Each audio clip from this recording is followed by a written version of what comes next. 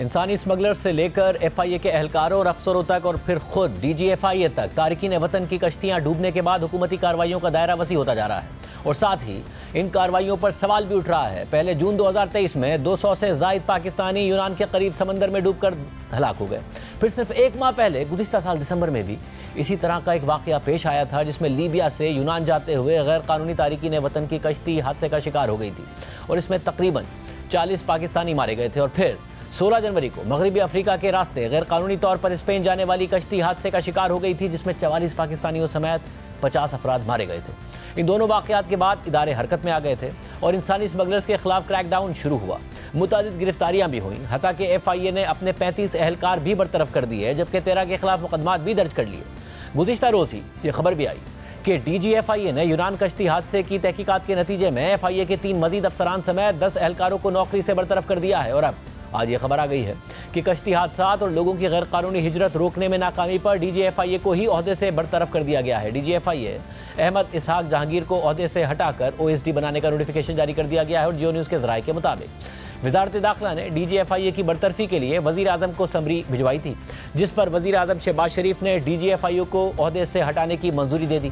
ज़राए का कहना है कि DG FIA को कश्ती हादसात पर सुस्त तहकीकात की वजह से ओहदे से हटाया गया है।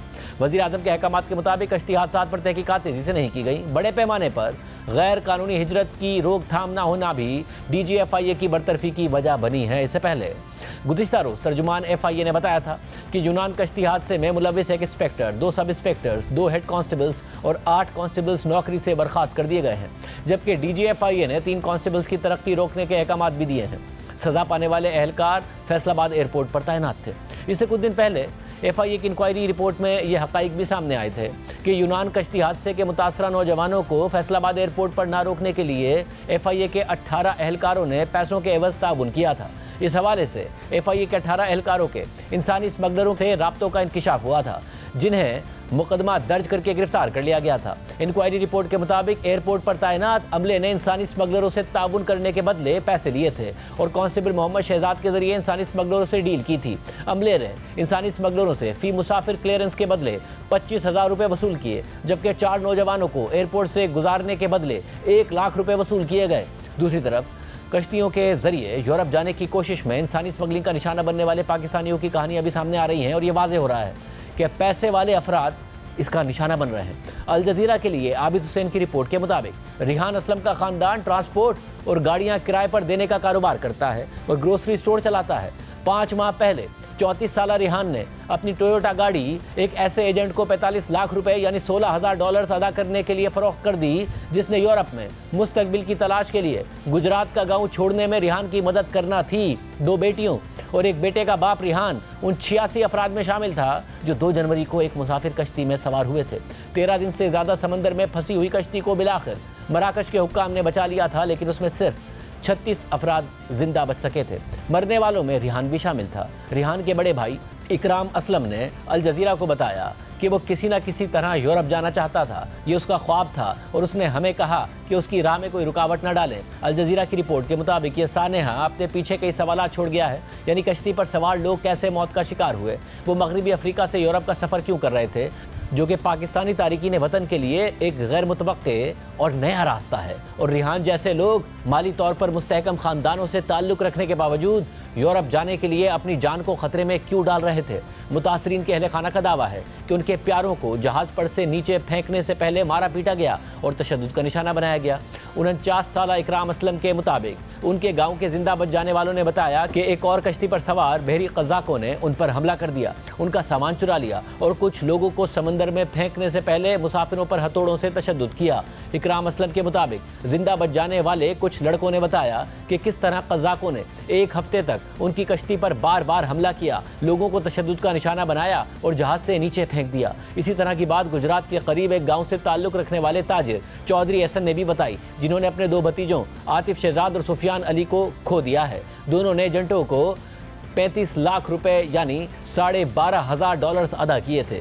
चौधरी एहसन के मुताबिक उन लड़कों ने पैसे इकट्ठे करने के लिए अपनी ज़मीन बेच दी थी और गुज़िश्ता अगस्त में गांव से चले गए थे, लेकिन मैं कभी सोच भी नहीं सकता था कि उनके साथ ऐसा सलूक होगा। उन पर जिस्मानी तशद्दुद किया गया और पानी में फेंक दिया गया। रिहान फैसलाबाद से दुबई गया, फिर इथियोपिया के शहर अदीस अबाबा और फिर सेनेगाल के शहर डाकार पहुंचा। डाकार से एजेंट रिहान और दीगर लोगों को अपने ग्रुप में बजरिया सड़क बहरे ओकेयानूस के साहिल के साथ शुमाल में ले गया। रिहान को एजेंट या उसके साथियों की जानिब से बदसलूकी का सामना नहीं करना पड़ा और वो अक्सर अपने घर वालों से फ़ोन पर बात भी करता था। मौत तक रिहान का सफ़र उससे बेहतर लगता था, जो इस तरह के सफ़र करने वाले बहुत से गैर कानूनी मुहाजिरीन को बर्दाश्त करना पड़ा था। रिपोर्ट के मुताबिक पाकिस्तान के सबसे ज़्यादा ज़रखेज़ खित्तों में से एक होने और रेफ्रिजरेटर्स, पंखे, खेलों और सर्जरी के आलात जैसे इलेक्ट्रॉनिक सामान तैयार करने वाली मुतअद्दिद सनतों का गढ़ होने के बावजूद पंजाब के ज़िला गुजरात, सियालकोट, जेहलम और मंडी बहाउद्दीन कई दहाइयों से यूरोप की तरफ हिजरत करने वाले लोगों का मरकज़ बने हुए हैं। यूरोपीय यूनियन की सरहदी और कोस्ट गार्ड एजेंसी फ्रंटेक्स के मुताबिक 2009 से जब से एजेंसी ने तारिकीन वतन के यूरोपीय यूनियन में दाखिल होने का रिकॉर्ड रखना शुरू किया है, तब से अब तक पाकिस्तान से तकरीबन 1.5 लाख गैर कानूनी तारिकीन वतन ज़मीनी और समंदरी रास्ते इस्तेमाल करके यूरोप पहुंचे थे। ज़्यादातर पाकिस्तानी आमतौर पर मुत्तहदा अरब अमारात जाते हैं, फिर बहरा रोम के उस पार समंदरी सफ़र करने से पहले मिस्र और लीबिया के लिए परवाज़ें लेते हैं। मराकश में पाकिस्तानी सफ़ीर ने कहा कि मगरबी बहरा रोम का रास्ता उन पाकिस्तानियों के लिए गैर मामूली है जो गैर कानूनी नकल मकानी करना चाहते हैं। पाकिस्तानी हुकाम का कहना है कि नए रास्ते का ये इंतखाब फ्रंटेक्स और पाकिस्तानी हुकाम की जानिब से गैर कानूनी नकल मकानी पर पाबंदियां सख्त करने की कोशिशों का नतीजा हो सकता है।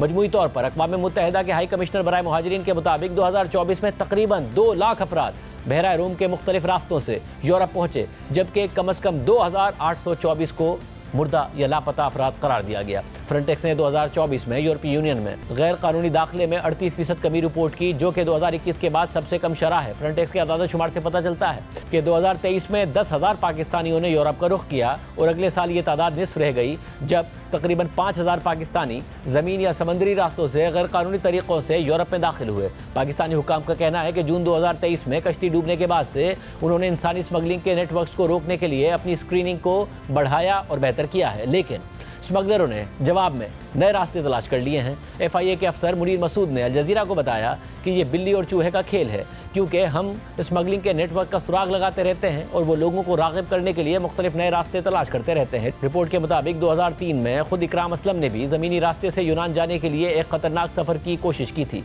गुजरात से 50 से 80 अफराद के एक ग्रुप के साथ वो बलूचिस्तान पहुँचे, जहाँ से स्मगलरों ने उनकी मदद की और वो सरहद पार करके ईरान में दाखिल हो गए। इकराम असलम ने बताया कि हम महीनों तक पैदल चलते रहे और जब हम सुस्त पड़ते तो स्मगलर हमें जान से मारने की धमकी देते या कभी मारपीट भी करते थे। तकरीबन 2 माह पैदल चलते और छुपने के बाद जब ये ग्रुप बिलाखिर तुर्की की सरहद पर पहुंचा तो इकराम असलम ने हार मान ली और घर वापस आने का फैसला किया। इकराम असलम के मुताबिक मैंने उनसे सिर्फ ये कहा कि मैं मजीद नहीं चल सकता। मैंने उन्हें अपने पैरों के छाले दिखाए और उनसे गुजारिश की कि मुझे जाने दें। ये एक मौजज़ा है कि मैं इस आजमाइश से बचकर आ गया। 5 भाइयों में से एक इकराम असलम ने कहा कि वो माली तौर पर मुस्तहकम हैं। सारे भाई अब 10 से 15 गाड़ियों के साथ गाड़ियां किराए पर देने का कामयाब कारोबार चला रहे हैं। उनके पास ज़रई ज़मीन का एक छोटा सा टुकड़ा भी है। इकराम असलम ने कहा कि हमारा ख़ानदान खुशहाल था। रिहान ने कारोबार में मेरी मदद की, लेकिन कई बार कनाडा या बरतानिया का वीज़ा हासिल करने में नाकाम होने के बाद उसने ख़तरा मोल लेने का फैसला किया। FIA एहलकार ने निशानदही की कि जहां मुआशी वजूहात लोगों को इस तरह के ख़तरनाक सफ़र करने पर मजबूर करने में अपना किरदार अदा करती हैं, तो वहीं एक समाजी पहलू भी है। वो लोग जो माली तौर पर मुस्तहकम हैं, वो भी अपने पड़ोसियों, दोस्तों और रिश्तेदारों को देखते हैं जो यूरोप पहुँच गए हैं। इकराम असलम ने वजाहत की कि दौलत की लालच और बेहतर मौक़े की उम्मीद ने लोगों को जानलेवा ख़तरात मोल लेने पर मजबूर किया है। चौधरी एहसन ने भी बताया कि उनके भतीजे दुबई में एक कंस्ट्रक्शन कंपनी में काम करते थे और दोनों यूरोप पहुँचने का रास्ता तलाश करना चाहते थे। चौधरी एहसन के मुताबिक उन्होंने हमारे कुछ साथी देहातियों के तर्ज़े ज़िंदगी को देखा जो अपने बच्चों को यूरोप भेजने में कामयाब हुए और इससे उनकी समाजी हैसियत बदल गई थी, लिहाजा वो दोनों भी अपनी किस्मत आजमाना चाहते थे।